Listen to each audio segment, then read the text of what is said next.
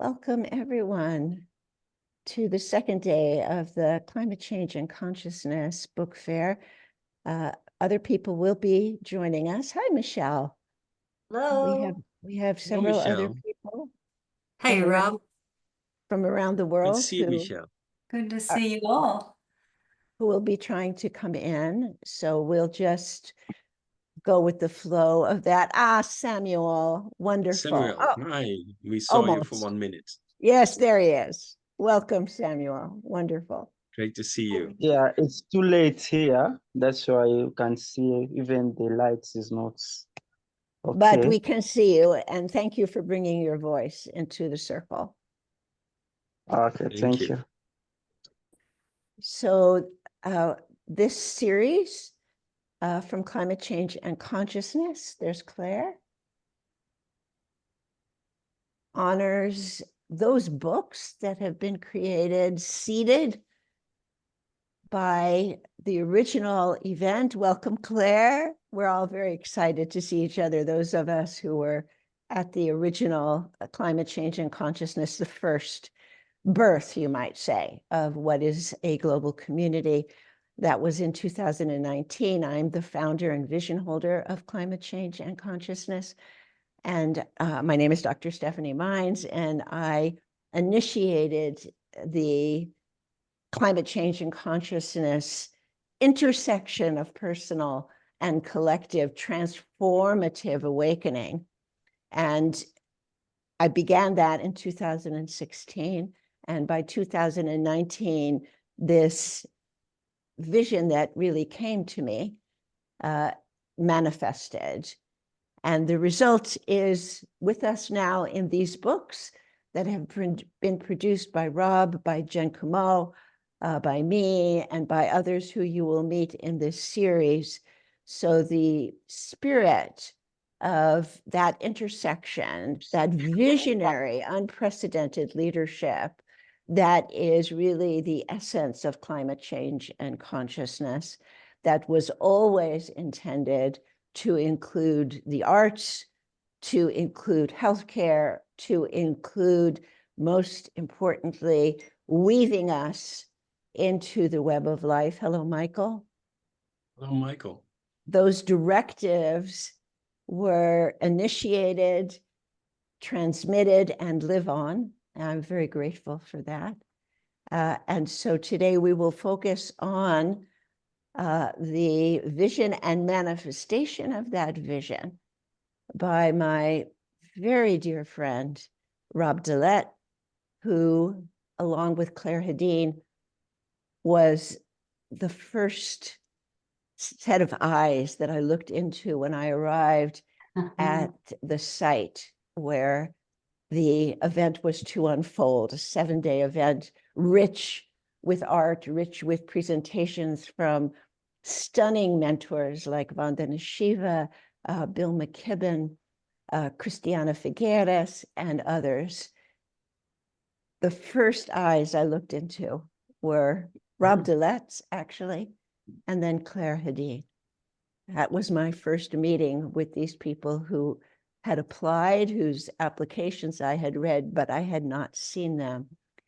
And it was a beautiful experience for me to look into Rob's eyes, to look into Claire's eyes. And this is the beauty and the hope that here we are together, still collaborating, manifesting. And I want to speak to that today. I want to ask Rob to speak to it. How do we find the perseverance to do this when, to all intents and purposes, in the world of daily reality, particularly evident now, the suffering that escalates by the hour, how do we continue with faith in humanity? This is a question that I want to explore throughout this week. I will ask Rob to speak to it. And I also want to explore why write books? Why produce books, hard copy books, like my book that I spoke to yesterday? Poetry. Why produce a book of poetry? What difference will that make? Why do we do this? And what would happen? This is Claire Hadeen's beautiful question. What would happen if we didn't?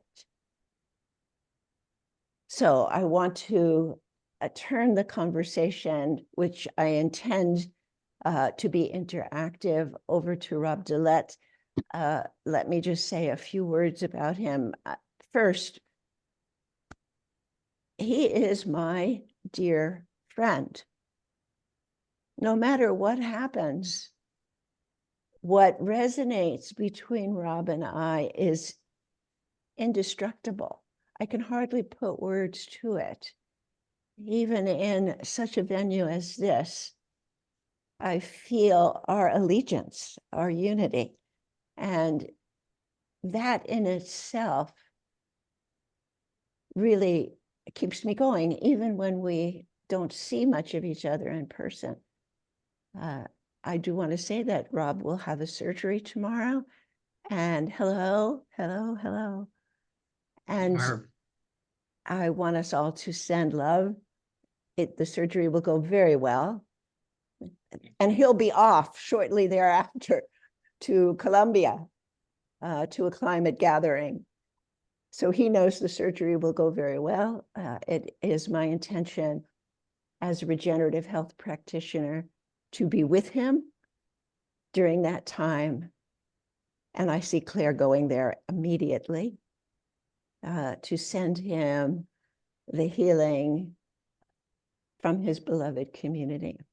So Rob is a unique individual in all regards. He is an environmental strategist. He has held the vision that comes forward in his book, Cooling Climate Chaos, for as long as I have known him.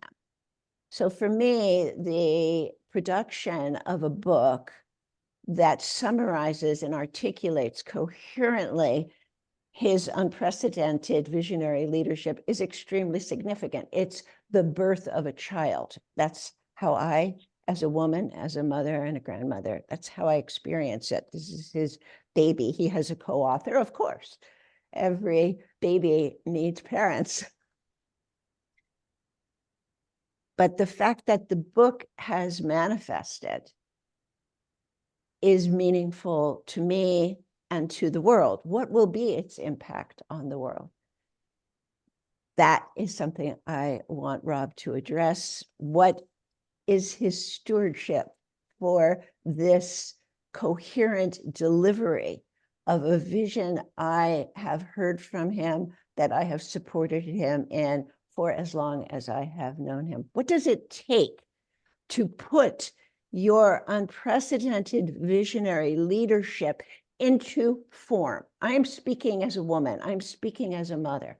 What does it mean to put into form your hope for the future, your strategy, your philosophy, your vision, to put it into a form that communicates to other people? That is the process of writing a book, of writing anything. It is a reflection of your love and your faith in communication. How do you reach other people? I'm an author of many books and will be writing many books for the rest of my life. It's how love moves through me. But I know that each one of those books requires an understanding of who you are talking to. So I will ask Rob to speak to that. I'm going to let that be my introduction to you, my beloved friend, Rob deLaet. Please share with us, if you don't mind addressing a few of these questions, how climate change and consciousness seeded this book, what it has meant for you to manifest this book, and what is your vision for its work in the world, and how do you maintain your perseverance? And this will Thank be, you. under Rob's direction, an interactive conversation. Thank you. I see Michael put up his hand, and I'm very grateful that Michael is here. Actually, Michael is preparing to set up a global earth repair conference in Washington State in May, where I hope to be part of. And and you had your hand up, Michael. You wanted to say something? No, No, it I was was just accidental. clapping. It was just a symbol for Oh. clapping, for welcoming you. It's like when you get introduced, everybody's supposed to clap. Okay, I understand. I'm Okay. sure we're all clapping. Okay. Thank you, thank you, Stephanie. Thank you very much for your wonderful words and the role that you have in this great movement of all of us, basically getting through this bottleneck of evolution into that beautiful future we want to create and we have to create. I first want to say that Stephanie is the only person, living person, I should say, who is a mentor. I consider a mentor. The other three were Krishnamurti, Uncle Gabu, an old Aboriginal leader from Australia, and James Lovelock. And Stephanie also did something very miraculous straight at the beginning of our first encounter, which was in April of 2019, when she organized the Climate Change Conference, Consciousness Conference in Findhorn in Scotland. I actually was suffering from the beginning of a retina detachment, which Western medicine basically says it can't be fixed except maybe by laser operations or something like that. And when she was doing a practice, I think the first day or the second day, showing her very specific techniques, which you could compare to, or is a deeper, wiser form of acupressure. She actually touched a couple of points in me, one on my back, I remember, and she actually within 15 minutes repaired it. I didn't notice it yet, but only in the evening I found out, when it was dark, that the flashes that go along with it had gone. And in the beginning, I thought this is weird. There must be, I must be mistaken or something like that. But it never came back until 2 years or 3 years later, when I was on some expedition in the Amazon. And then I remembered it, and I looked up the points that I had to do, and I did it myself, and it left again. So she immediately proved that what is her amazing art and wisdom in terms of healing was absolutely true. So that's a small story that I don't tell that often, but it was very very important. With regards to well, what you call, but the vision of the situation where we are in as a species, and how the hell we can get out of that. Actually, I've been carrying it since I was 16. That was the age when I read Limits to Growth. And afterwards, I had a splendid life, but it was always this chip on my shoulder, always, that little shadow that was there, that we were in a pickle, and it was getting worse and worse. And fast forward, I the other teacher that I had, which was the greatest teacher of all, was nature itself.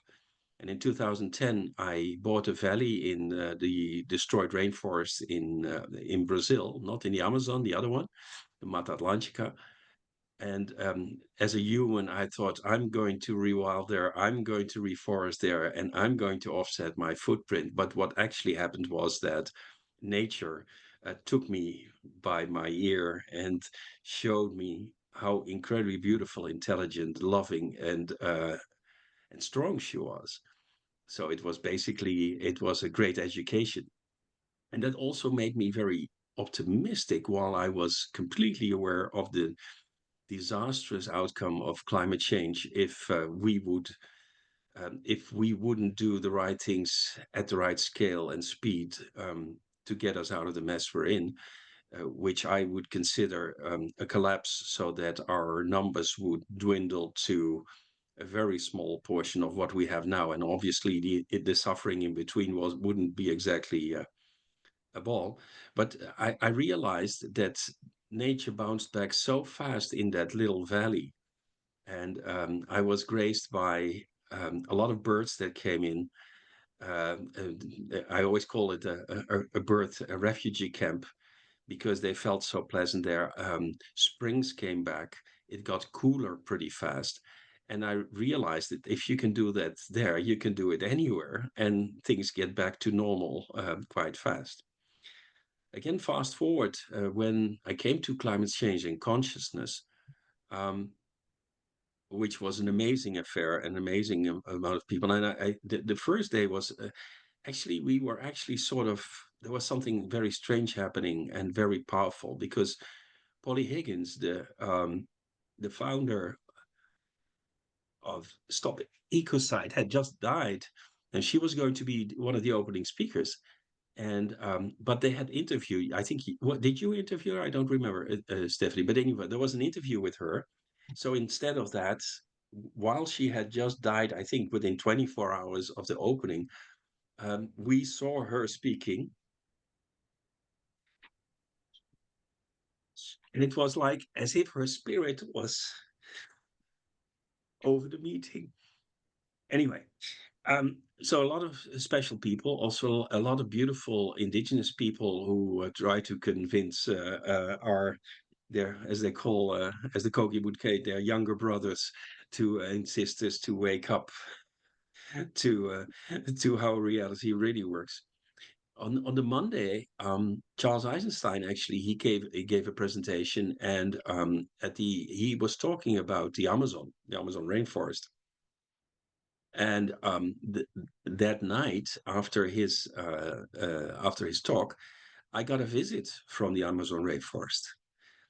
It appeared in a dream to me, and it showed me an incredible gathering in the Amazon. First of all, the indigenous people who made a ceremony of mourning and forgiveness, and then all kind of people from all over the world, young people, smart people, happy people, came together, and together a wave of love and regeneration came out of the forest and spread over the world. So the next morning I woke up, I was actually having coffee with Claire, and basically I told her, well, the forest has given me a job, so I better get to work. And the whole week was tremendous. And since then, I have been talking to literally thousands of people. I'm not per se a person who likes to communicate with thousands of people one by one, but I knew that I had to tell my story, and I had to work on solutions. And so that's what I've done. And in that whole process, I encountered Peter Banyard. He is 85 now, an old, very wise man living in a medieval watermill somewhere in Cornwall, with his Colombian wife and a daughter. And but Peter had been working with James Lovelock, Lynn Margulis, and others when he was a very young fellow, like 20, 25, while these guys already were in their 40s or so.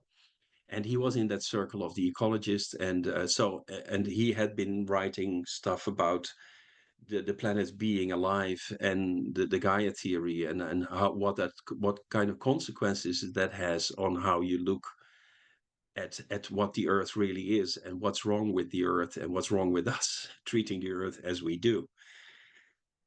So at some point, actually, I found that he had a curriculum for students. He was a professor at a university in Bogota, and he had written a curriculum called Climate Chaos in Spanish. And I unearthed it, and I said, Peter, this is marvelous stuff. We need to do something with it. we need to update it and add stuff to it, and then and publish it in English.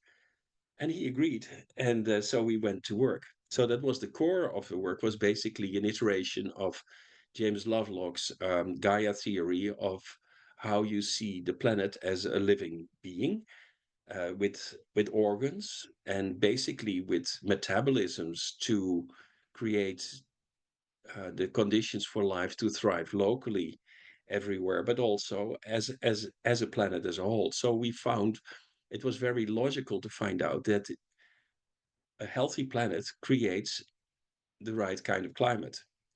And climate, basically, you can split it up in two things. Of course, you can split it up also in 1,000 things. But first of all, the problem we define it now as is global warming. The temperatures are going up, which is absolutely true, of course.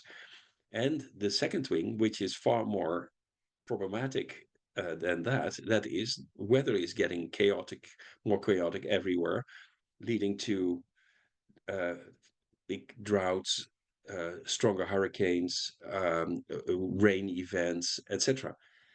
And that's those two together basically are now shaking our societies apart bit by bit.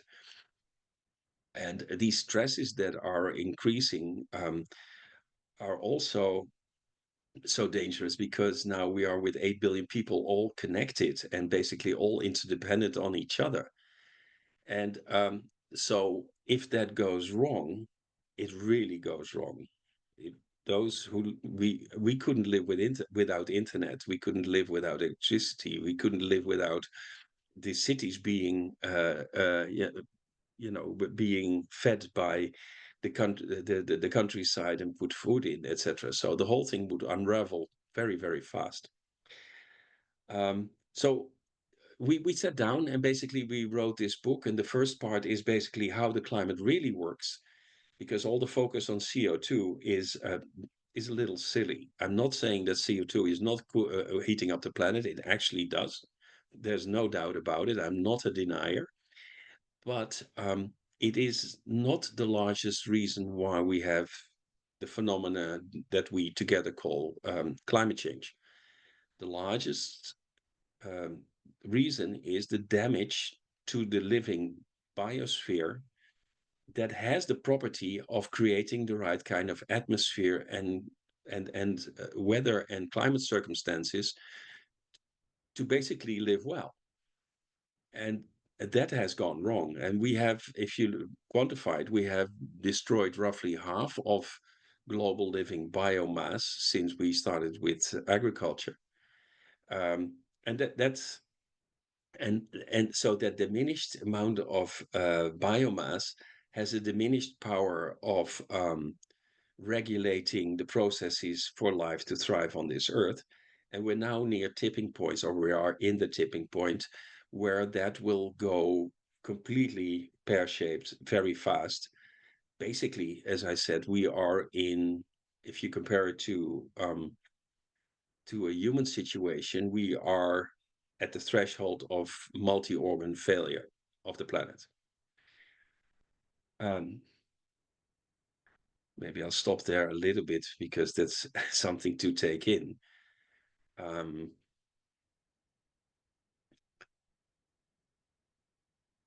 Now, let me also say that, first of all, I don't think life on Earth is in any danger whatsoever in the long run.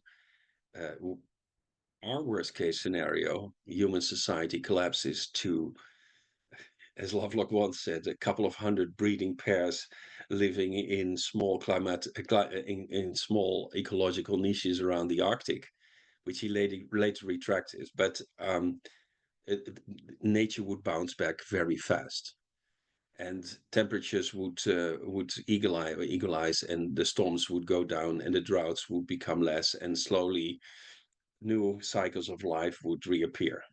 She has been doing this for 3.8 billion years. A little pesky species like us will not get her get life destroyed at all. If we think that, then we're completely ignorant.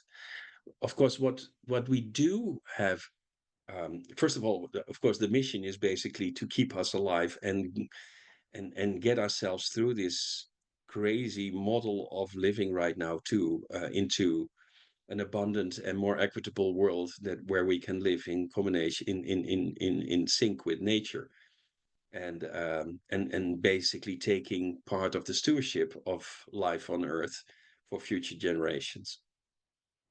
So that is, as I see, as our duty.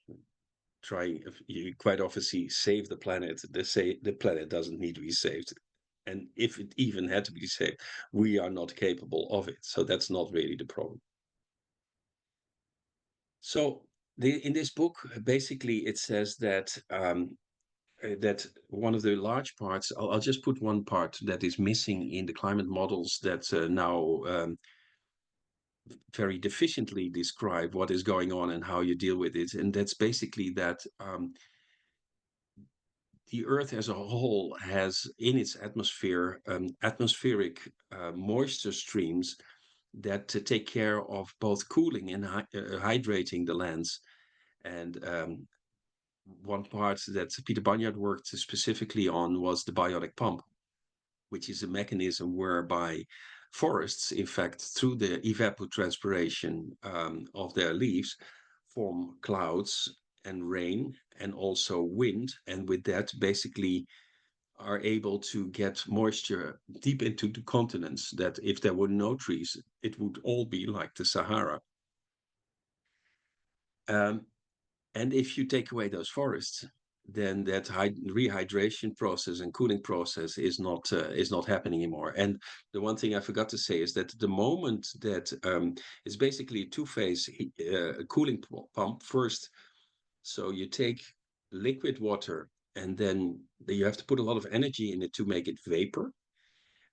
So it grabs heat from the forest floor and put it in that water vapor that goes up. So that's the first phase where the heat is being transported up. Then at cloud level, it collapses again to liquid. At that point, it radiates out the heat that it took from the forest floor, but now a large part goes back into space and doesn't get affected by the greenhouse gases because it has a certain frequency. Now, the process is more complicated than then, and I don't want to bother you with that. But basically, it's a two-step cooling process that we have damaged. And this atmospheric this system of rivers is actually very important and has been connected, let's say 5, 6, 7,000 years ago. It was connected all the way around the world. Let's say from India, it would go over the Arabian Peninsula into the Mediterranean and over the Sahara and West Africa. And in those times, the Sahara was an abundant savanna, and Mesopotamia was thickly forested, as was most of Mediterranean. And because we started to hack away at the forests, because we made cities, so you needed wood for the cities and you needed open fields for the grain production. These atmospheric pumps, they basically collapsed, and that dried out the Sahara. That was one of the reasons why the Sahara is now a desert. So that probably made us escape another ice age, because we already warmed up at that time the Earth that was actually starting to cool down, and actually gave us pretty reasonable circumstances. But now, fast forward, if you look at, let's say, around 1880 or so, that's usually the date from which we count the warming of the planet. We have actually deforested something the size of the United States or China in terms of forests, and a lot of it was in the tropics. And tropical forests are designed by evolution to deal with a lot of heat, because a lot more sunlight comes in at the equator than it comes at, let's say, Maine or Holland, where I am currently am. So especially the destruction of the tropical rainforest has been the reason why temperatures have gone up, and CO2 is heating it up. But we don't know how much, but my guess is that from the total heating up of what has happened so far, it's about a third CO2 and two-thirds the destruction of healthy ecosystems and specifically tropical forests. So I've been talking for a long time now. Maybe we should have a little stop here, unless you want to want me to go on. I think it's a great idea right now to open up to questions and comments from the audience. So Hello, Ananda. Actually, I would really like, because we're with not too many, and this is a room full of amazing people. So I would really be very happy if everybody knew who is in this room. And so if everybody could just say in, 30 seconds to a minute, who they are and what they're doing, I would be very grateful. Beautiful idea, Rob. I second that and will invite it. So if I just follow my screen, can you begin, Alex, and share a little bit about yourself and what you're doing in regard to climate emergency? Thank you very much.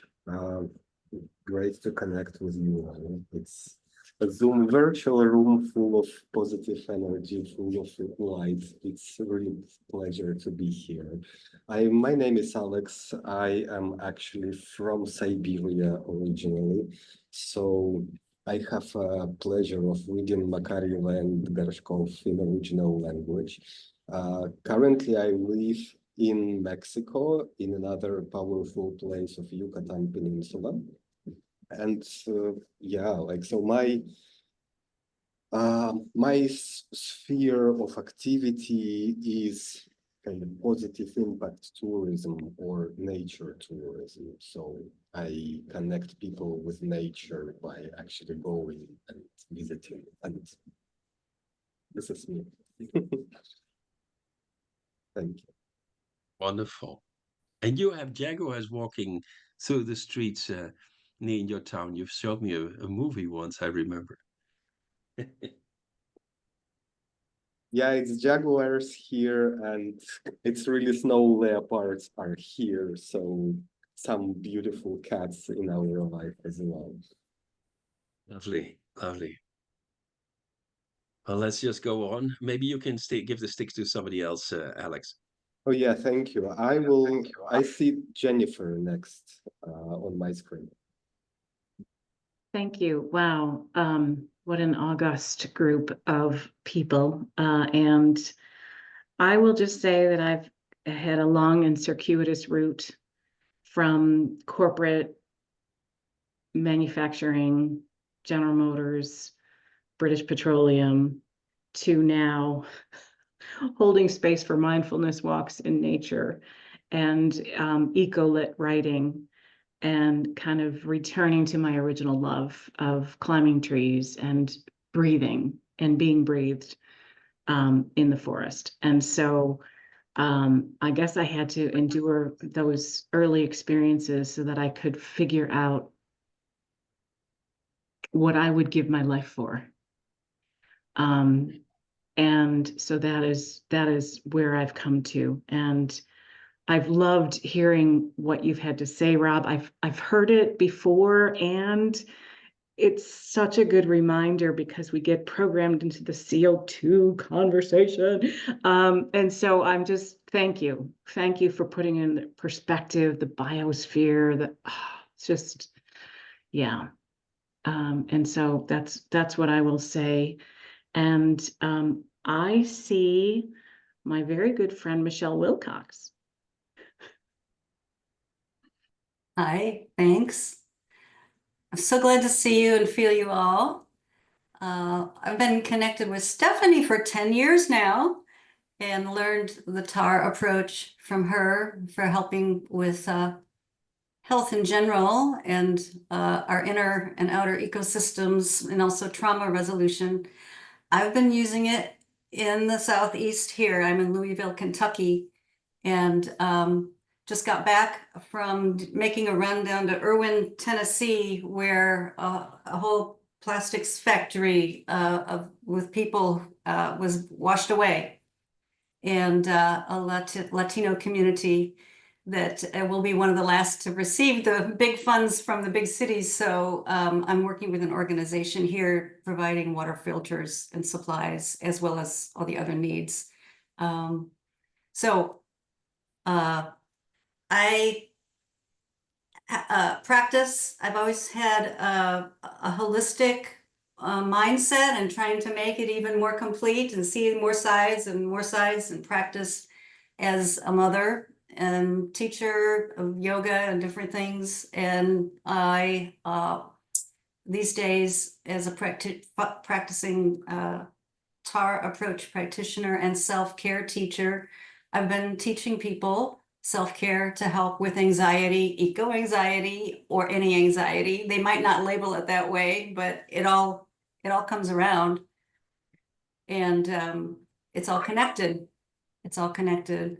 So from that perspective, the people I've been making more connections with here to build a more resilient community in my region of people helping people is what I've been focusing on this year.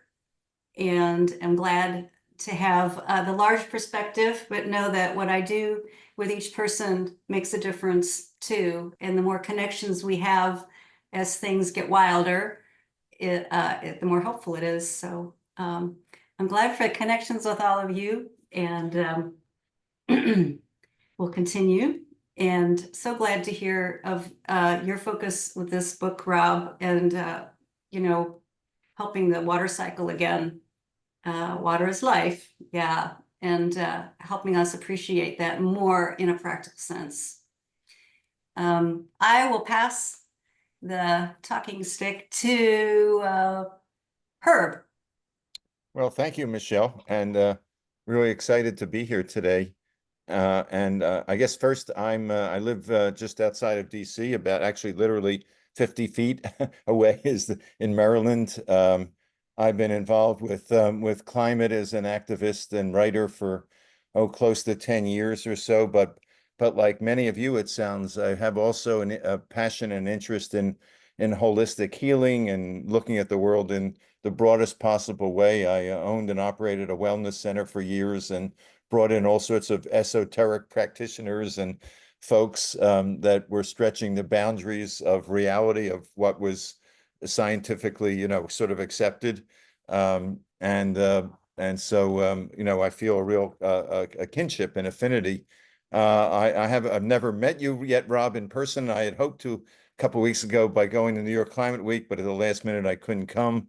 But I've really enjoyed Rob is active in the list of an organization I co-founded called the Healthy Planet Action Coalition that basically has a very holistic approach to restoring a safe climate that says we need to objectively, equitably, and urgently investigate all the techniques, the sort of engineered scientific, they all have science, but the engineered, somewhat scary techniques of putting sulfur in the sky or salt in the sky, and the kinds of ecosystem-based approaches that Rob and his colleagues are advocating, that we need to find a mechanism for the world community to evaluate and then apply and act on these techniques, as we all know, in as rapid a manner as possible. And if I could just say one more thing, I don't want to take too much time, but during the first few months of the pandemic, when it was clear I wasn't going to be going anywhere for a while or spending much money, that I decided to take a little bit of my savings and money I would have otherwise spent and sort of donated in a focused way. And I created a little entity that I called Planet Philia, love of the planet, and put the word out. And one of the applications I got actually was from your organization, Stephanie. I don't think I've ever had direct contact with you, but I just went through my inbox, and I see I had some correspondence with Ash, I guess, back in 2020. Unfortunately, I feel guilty saying I didn't fund you. As I look back, I see it wasn't because I wasn't terribly impressed but for other reasons that we can get into. I hope I come into some money sometime soon so I can more directly maybe support you this time. But your work is so incredibly wonderful, and I'm so, again, so delighted to be here today. Oh, I guess Ananda. Hello.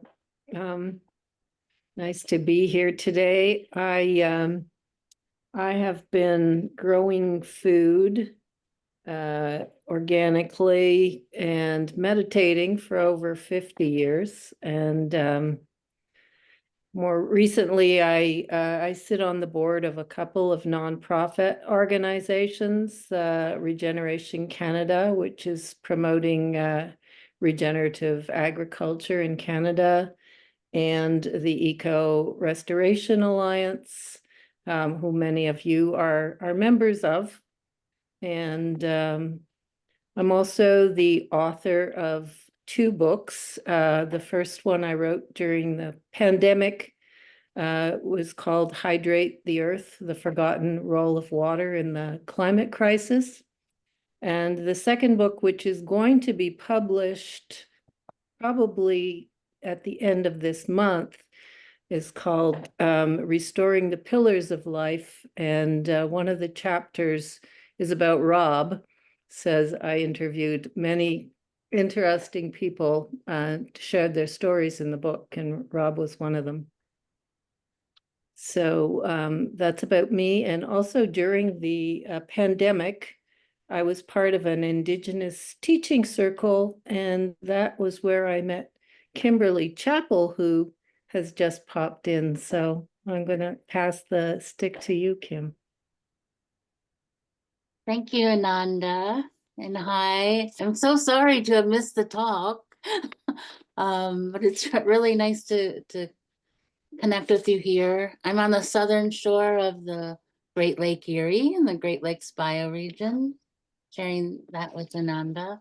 I'm part of Eco Restoration Alliance, and I've seen part of the book. Rob, I definitely need to sit down and read it. And Stephanie, I was in a group with Spring Chen, Resonance Path, some time ago. Yeah, there are lots of faces that are very familiar here. I work at the Case Western Reserve University in Cleveland, in the Department of Physics. It's not in physics myself, but assisting the scientists with business things. What else? I think that's it. And engaged in something like a lot of nature-based solutions, but also part of a group, Living Cities Earth, and somehow became part of a project that had to do with zero carbon emissions. And I didn't really know what was it changed every week. But there was still some magic there, and just kind of mesh working hierarchical structures and trying to do something new. And I just come here with hope and gratitude. And I don't know all who hasn't gone yet, but Courtney, have you? Okay. No. Okay. Hello, I'm so glad I could join. I have a 5-month-old baby, and we've had spotty internet here. I'm in Western South Carolina, so we've been cleaning up from Helene, and we were really lucky here. We're about an hour south from where they got about 30 inches of rain, and we only got 12 or 15 inches. And now we're just watching the storm headed toward Florida. My family is in St. Pete, Tampa Bay. And I lived there for a long time, so I have a lot of friends there. So yeah. I totally feel in real time how community is just so important. That's really like all that you have when a crisis hits, other than yourself. and the tools that you can bring to yourself and your community.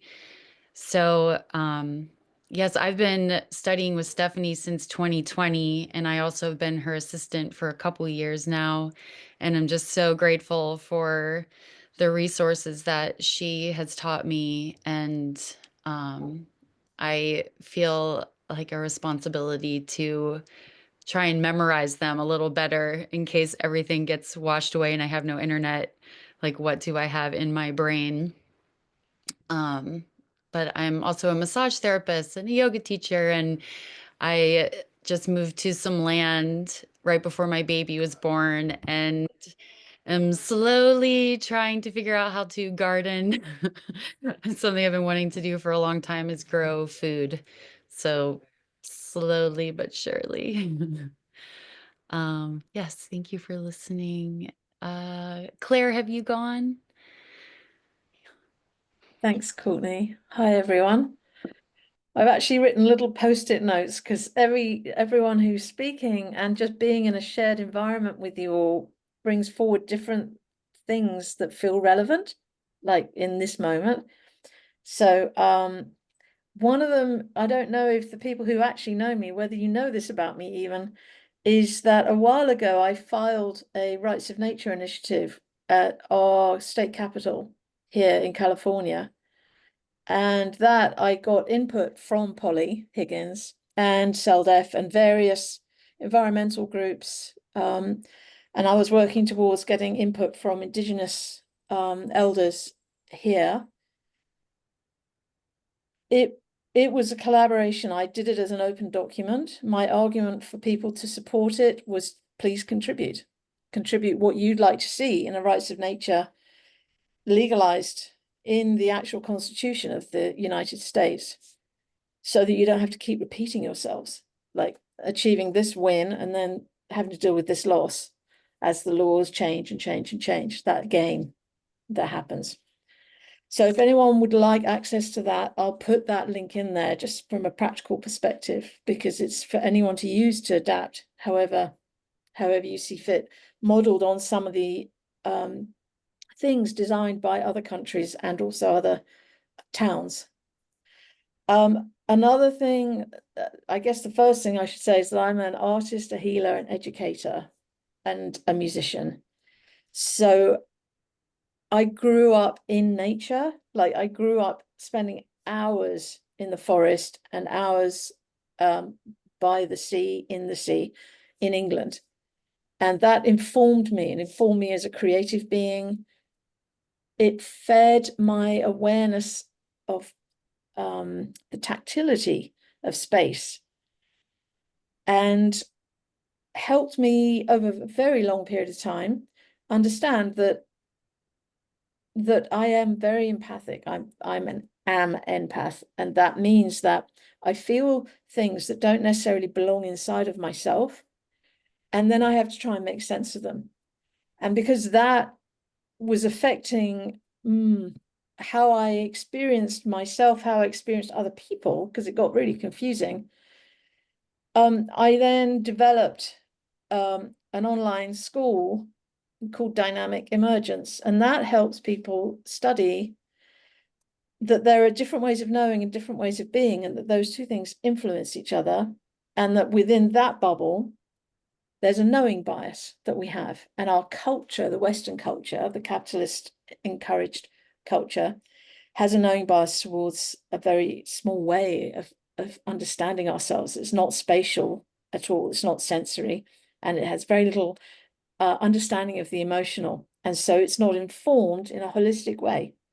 And that leads to tipping points, which we're aware of. The last thing I want to mention, I don't usually mention this either, is things like this and these various sort of accoutrements. These actually come from a tradition based in Africa called the Dagara tradition from Burkina Faso and Ghana. And it's something I've been studying for a few years now, maybe 3 even.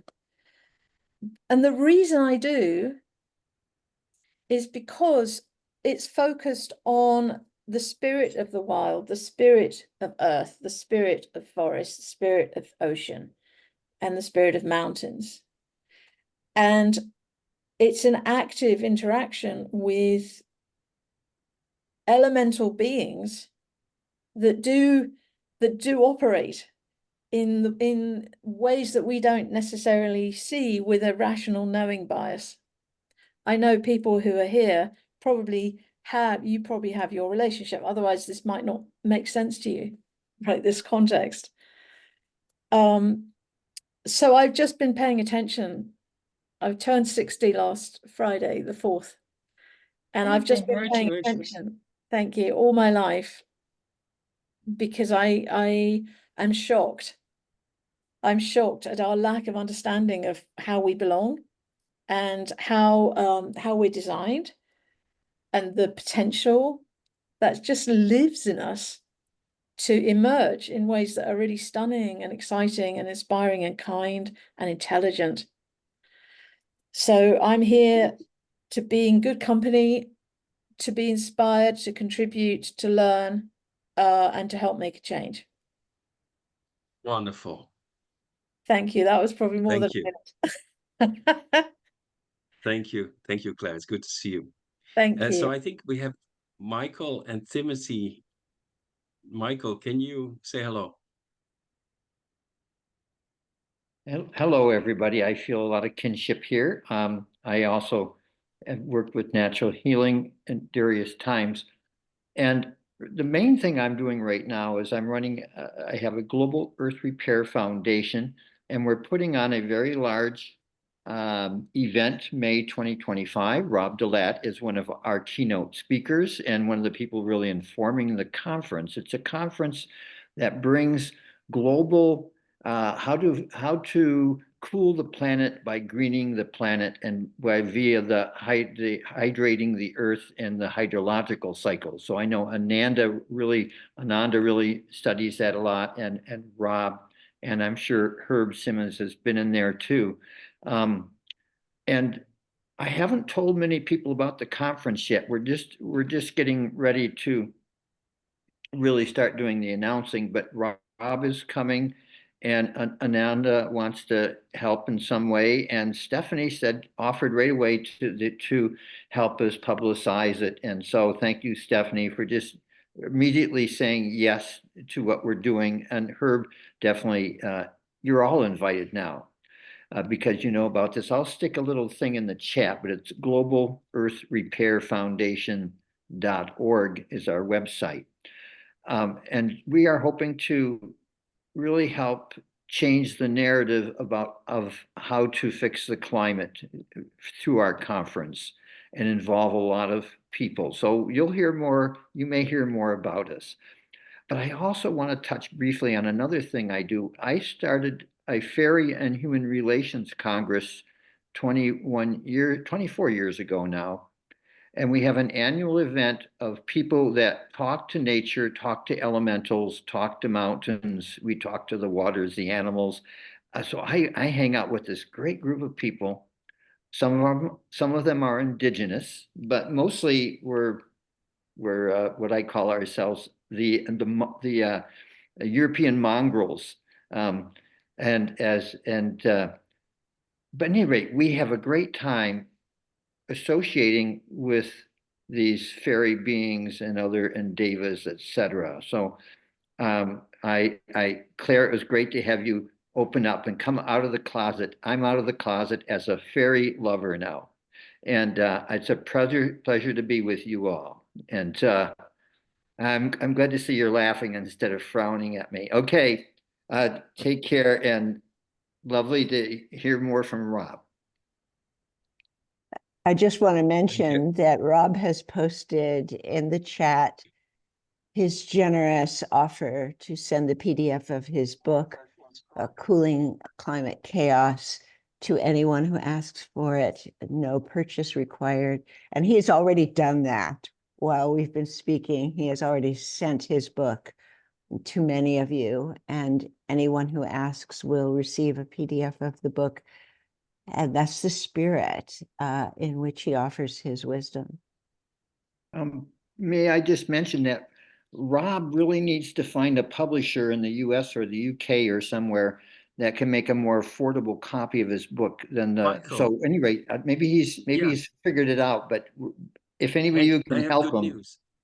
I have good news. There was a contract in my email today to get it printed in the UK. All right, wonderful, wonderful. Glad to hear. I So can that's finally relax now. And Yes, yes, thank I you. also want to point out that I just finished Ananda's book. Did she just on rehydrating the earth, and it's a much shorter read, but really gives you a lot of the clear picture. And so I'm looking forward to your new book. But I want to promote your book too. Wonderful, wonderful. I think it leaves us with Timothy, and then maybe we go on a little bit to dive into this idea of how you cool your planet. Timothy, are you there? I apologize. I didn't know this was a participatory meeting. I thought I could just listen.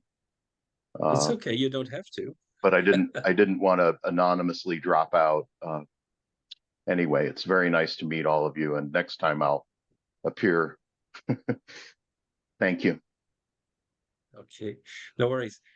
So in that case, maybe we can focus again a little bit on actually this idea that, you know, the idea is that we should keep temperatures under 1.5 degrees centigrade in order to let this not get out of control. Now, we have already breached that. You're probably all aware that the last 12 months, the average temperature on Earth has already surpassed that limit by a bit. And I will explain to you soon why it will spike a hell of a lot more in the next couple of months. But at least we have a narrative there, and we can also say then, so far, everybody is saying, we have to mitigate, we have to adapt. The only thing that nobody is talking about is we have to cool the planet.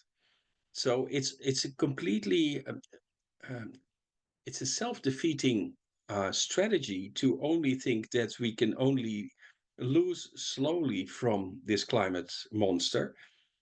Well, there's actually an active strategy possible to win from it and reverse a lot of the damage that is currently happening. And it's very simple. I already, technically, it's very simple. So basically, the destruction of ecosystems destroys the cooling capacity of those systems. And a lot of people don't know it, but all healthy ecosystems make clouds and rain, including, funny enough, it's always a funny thing to say, is coral reefs do, for example, and seagrasses do, because they exude certain particles. I forgot. It's an abbreviation of a long chemical, but anyway, DMS, and that comes into the air. And when it goes up into the air, it's a sort of a platform for water molecules to land on, to become drops and droplets, and then drops, and then falls back as rain. So the drops are clouds, and they fall back as rain. So even healthy coral reefs are known to be able to make rain and clouds, and with that cool the planet. But especially the tropical rainforests do this. And Peter Bunyan and I, we calculated how much they do, and they do it in 7 different ways. So it was quite a tour de force to find out how much they cooled. Funny enough, when we finally finished the article, a couple of months later, ChatGPT came online and confirmed in 15 minutes what we had taken us a half year to calculate. But it doesn't matter. And we came to the conclusion that if you would be able to reverse the damage on 280 million hectares, or 2.8 million square kilometers, I don't know how much it is in square miles, but it's roughly, I would say, it's roughly a third, maybe a little bit more, 40% of the contiguous United States, an area like that. If that would be reforested, or would transition from open field monocropping to agroforestry systems in the tropics, then the additional photosynthesis, evapotranspiration, cloud forming, rain forming, and export of heat out into space would on its own cool the planet by 1 degree centigrade. Now, that's a lot of land. But now it happens to be that there's a lot of indigenous peoples and smallholder farmers living in the global south. And if we would have a system and the finance to basically provide these people with income and resources to improve their own lands and their soils and their hydrology, and with that actually also grow food crops that would give them more money, more income, and in the case of the indigenous peoples, simply pay them to protect their forests as guardians, like we would do with people who work in national parks. The total the total effect would be this cooling, but also, and that's maybe even more important, it would slow down this crazy weather that we have. There is a there was a nice article this week of something I knew, but I never wrote about it. But if you look at the Atlantic Ocean, in the southern Atlantic Ocean, there are never any hurricanes. The only hurricanes happen above the equator. And the reason is almost certainly that the moisture streams that go between Africa and South America hold a lot of bioaerosols, small particles that are emitted by strong ecologies, especially the Congo rainforest, and they mitigate the kind of winds and rainfalls that are made. While north of the equator, the aerosols that form around hurricanes are actually sand, are minerals that come from the Sahara. So they're non-biological. And it's a beautiful example of how nature actually makes makes sure that these incredible destructive forces do not exist. But since we have been deforesting so much also in West Africa, and these areas have been drying out, this is one of the reasons. The other reason is that the amount of plankton, zoo and photoplankton in the earth, and with that the fishes, the whole ecosystem of the marine biology, has been degraded at least by half, and in many places more, also by pollutants. They also have lost the mitigating effect of steering the weather away from getting out of control. And it's a beautiful example and a terrible example that we see now with this hurricane that is going to destroy mid Florida in a day or two. That if we would get all these systems back on track and strong again, then all these effects would die down much faster than people think. Well, I think technically we could cool the planet by 1 degree in 20 years, provided that this pesky species would actually do the right thing, which is unlikely. But the calming effects of growing forests and regenerating ecosystems is much faster. And I've seen that in my little valley where I've learned so much. For instance, we had dried out springs that came back within 5 years after we put some trees around it, small trees. And people were commenting that in my valley was much cooler than the place where they live, which was quite often just a mile down the road. So, and that was just happened in a couple of years. There was a small experiment lately. There's a great Dutch NGO called Just Dig It, and they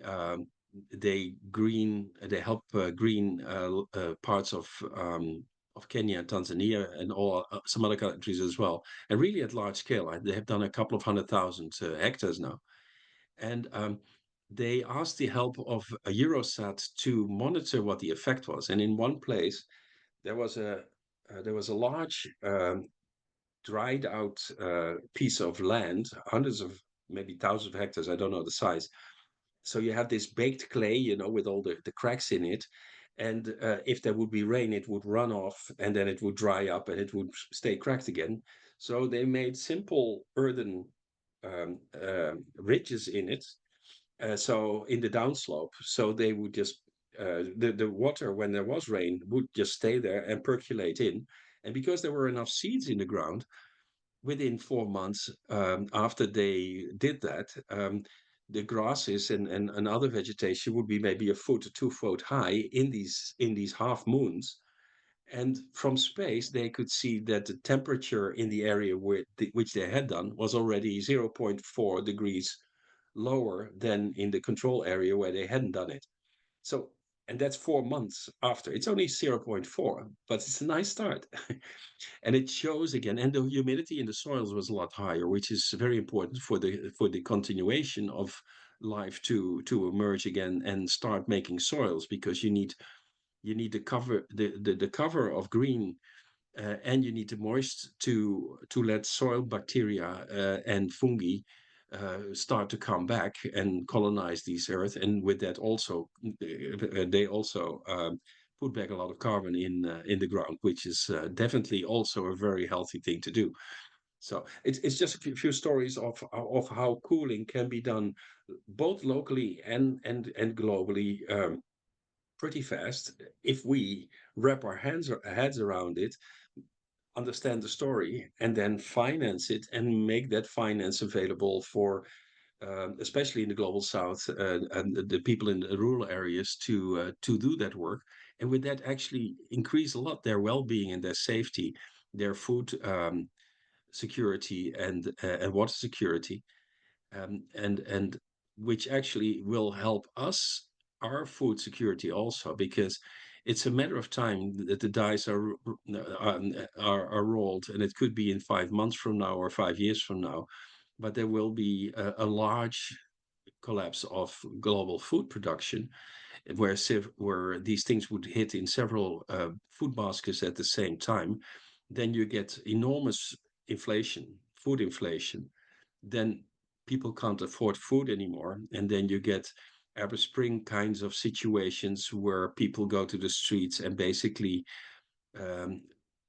topple governments, which is in many cases not the worst thing that could happen. But apart from that, societies that disintegrate, and that's, once you're there, you lose the capacity to turn these things around at the scale and in an organized way is possible. And then you get forms of what I call warlordism, which is a standard procedure of the disintegrating societies everywhere in every culture, almost. Maybe the indigenous have some sort of wiser way of keeping them organized in those situations.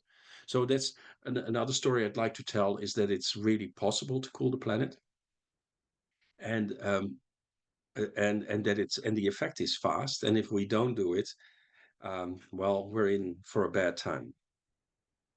And if you allow me, Stephanie, I would like to say one more thing, because I am trying to warn the world. And of course, I'm only one person, and I have no standing like having, taught in Stanford or run some department of the UN or whatever. But the current drought in the Amazon rainforest is far more devastating than people realize. I have calculated that the Amazon rainforest is basically dying right now. It's drying out. And if that's not reversed very, very fast, then it will be a self-reinforced feedback loop, which will take on speed very fast. We can't stop it anymore. The total additional heat to the planet, a large part which would kick in probably within 10, 15 years, is 2.5 degrees centigrade on top of current projections. That's, basically then it's game over. And so I've developed a plan where I think that with about 1.5 families in the Amazon supporting them, it would be able to rehydrate those areas and give nature a chance to come back. But if we don't do that, basically the fight is lost. So I'd like to press that we are in a much more urgent situation. And I can also tell you that I don't know if you recently read, but there were enormous floods in the Sahel and the Sahara. A total of about 16 countries were hit. About 5 million people had serious damage to their livelihoods, house, and what have you. Thousands of people killed. And we're pretty sure, at least Peter Bunyard and I are pretty sure, that the reason why this happened was that because there was this big drought in the Amazon, that pool of the biotic pump that normally would keep the atmospheric river between West Africa and South America going simply died down, and the moisture stream started to circulate over the Sahara. I just saw today there's now aerial photos of huge lakes that have emerged in the Sahara, which under normal circumstances you'd say that's not a bad thing at all. It would be nice if vegetation gets a chance to come back there, but the problem is that it's all interconnected. The atmospheric hydrology of the whole world is one system, and I'm pretty sure that the ferocity of current hurricanes, including the one that is now aiming at Florida, the ferocity of it is increased because of the drought in the Amazon, and which heats up the seas, etc. So it's all interconnected, and we have to see those connections, and then we have to do something about it, because otherwise it's not going to be fun.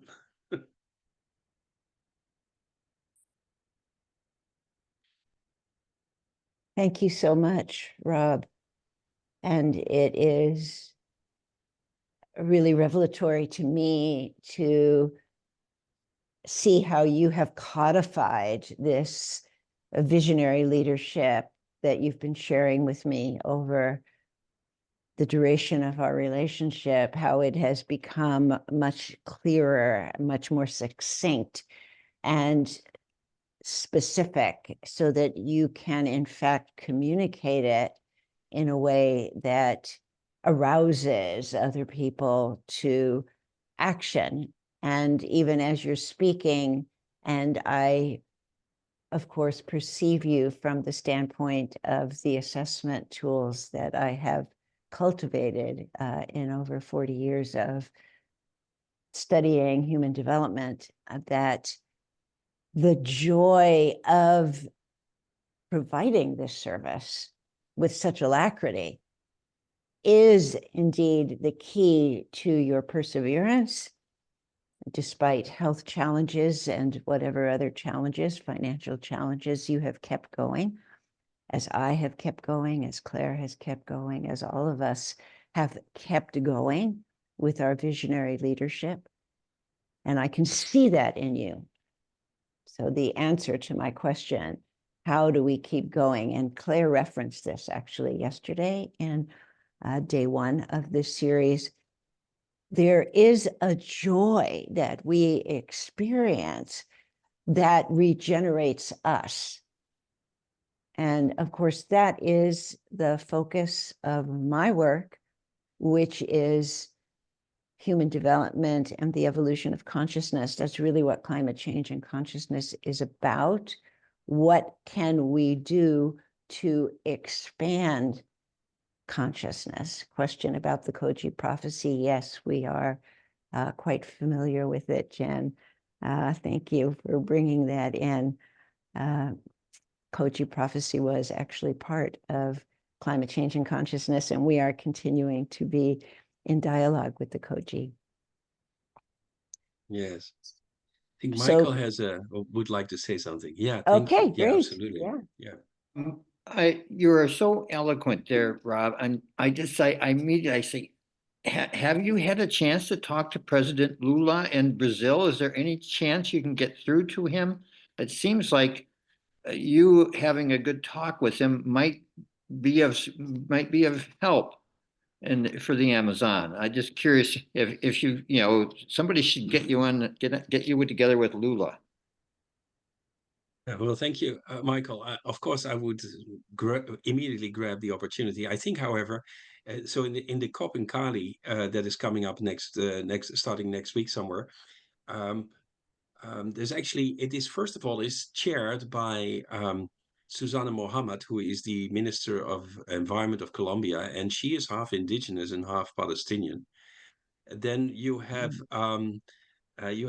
Marina Silva, who is the Minister of Environment in Brazil, who has been, she actually, I won't repeat it outside this room, but she understands this a hell of a lot better than Luna. And then you have Sonia Guajajara, the Minister of Indigenous Affairs. I tried to talk to her last week on climate change, but she had to run.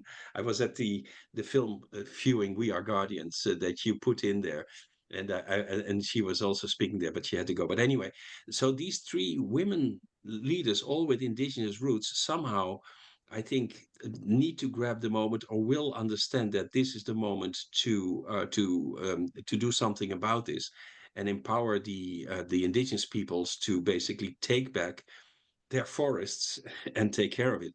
So, but thank you. Yes, and anybody who gets me into to talk to leadership, I'm absolutely ready to do that. So yeah. So there was one thing, Stephanie, that you asked about how can you keep up or how you keep the resilience of getting going. Well, the first thing is I want to say that climate change has given me a great gift. So at some point, I don't know, maybe 10, 15 years ago, when I realized how bad things could go, I realized that my death, my individual death, was completely insignificant compared to what would happen if this goes wrong. And so that sort of melted away any fear of death. And then the second thing is, and I think that's even more importantly, slowly, especially when I was in my valley, and I don't talk a lot to trees and animals, but they talk a hell of a lot to me. And I suddenly realized that we are just temporary manifestations of this amazing evolving history of the evolution of life, and that all whatever was is in me, and I will at some point fade from this stage, and but I will still be part of that amazing journey. So it's not really that significant, but this is a crucial moment. It's much larger than the end of history or anything like that. No, this is an evolutionary jump for necessity, because we are destroying life so much. But also, and that's the positive thing, basically we are creating together now the infrastructure, technology, and collective consciousness that basically makes our planet a conscious planet.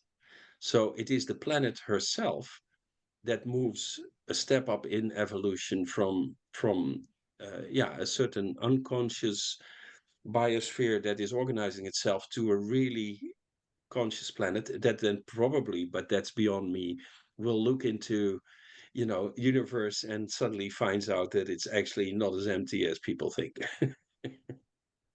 But the other question, Rob, that I would love to hear you speak to, that is very important to me and perhaps is important to others listening, both in the room and those who will receive the recording. Having watched you develop these theories and having heard you throughout many iterations that have finally resulted in your book, can you speak to the process of writing a book, the process of choosing to write a book as your expression, and not your singular expression by any means, but I would say a major expression, a major outreach, a major gesture of your vision? Okay. Well, actually, it's a little bit of an ironic reason why I pushed so much to have this book out. I only came out of my forest about 5 years back in 2019 or so, basically ready to start telling this story. And then I realized I suddenly had to talk to a lot of scientists and what have you, and I realized that you have to build standing. without standing, you're just a guy from a forest. And my CV, if you look at it, it's a very funny one. I've been just fooling around for 30 years on the planet, doing exactly what I wanted, trying to avoid as much possible to do any work. And when I finally had to do something because I couldn't avoid it anymore, I started a company. It became in 10 years, I made a couple of million, and which I, by the way, gave away again. And but so there was nothing, nothing consistent and a reason for people to listen to me. So I found out that one of the things I could do, as I'm not a professor or what have you, is I have to have a book. That's all. I So think it's a you, pretty damn good book, but it's a lot of, we all, when anybody who writes a book writes, that's on the shoulders of many others. And we're only just the last expression of a collective knowledge. So in that sense, it doesn't even matter which name is on the front, but people apparently like that. So, but I think there's really a lot of knowledge in there, which is completely counter to the current narrative. But if it's understood, it's very helpful.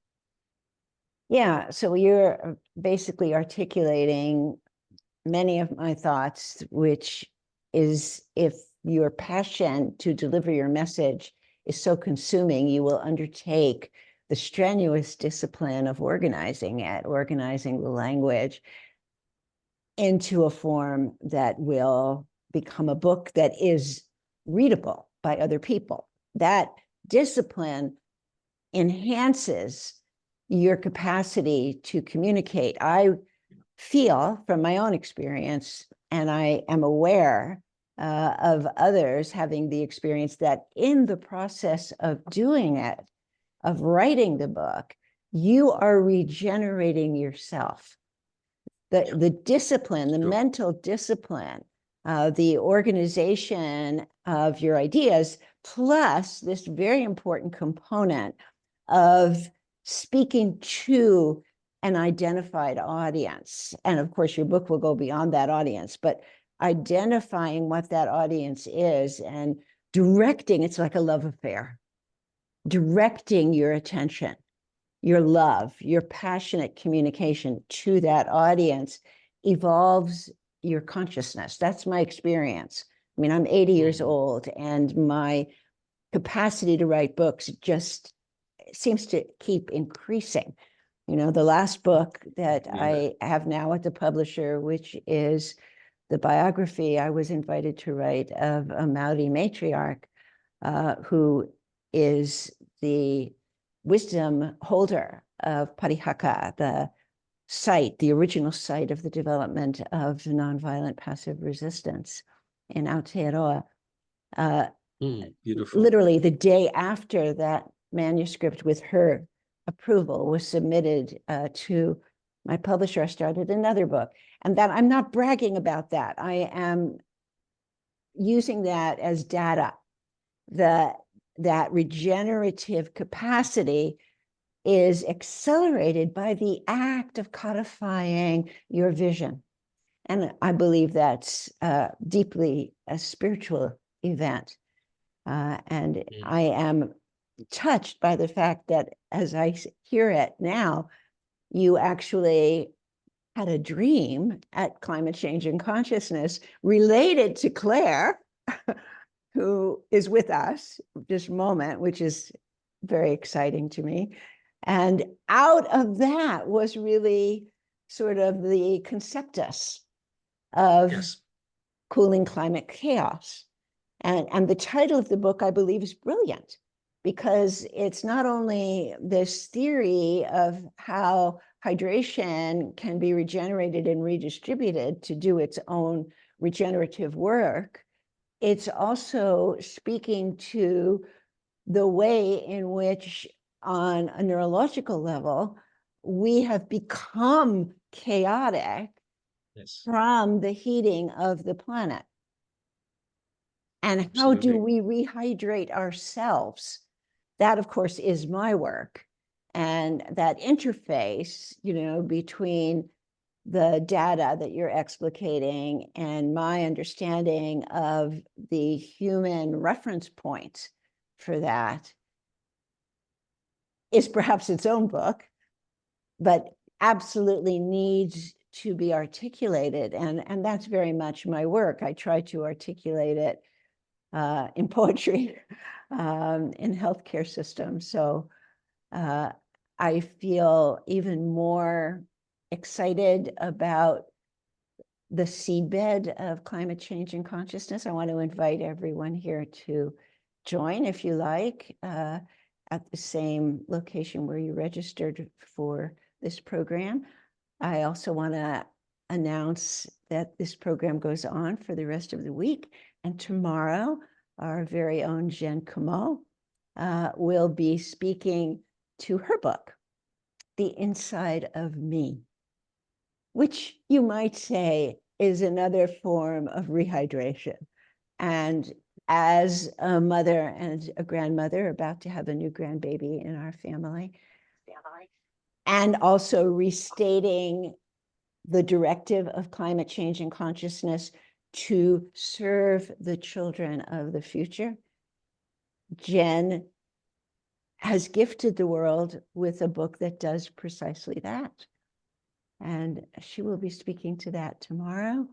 The following day, we will have Trista Hendren, the publisher of Girl God Books, who actually also will be reading from a children's book that she wrote for her daughter, as well as talking about why she created a publishing house devoted to feminism, devoted to women, devoted to raising the consciousness of women and inspiring them to become participants as another rehydration, juicy contribution to regenerating what is already there. That's my work. How do we regenerate what is already there? That's what Rob is talking about. How do we get moving the innate hydration capacities of the planet and of our bodies? I am 80 and I am still quite juicy. How have I rehydrated myself? I will tell everybody gladly.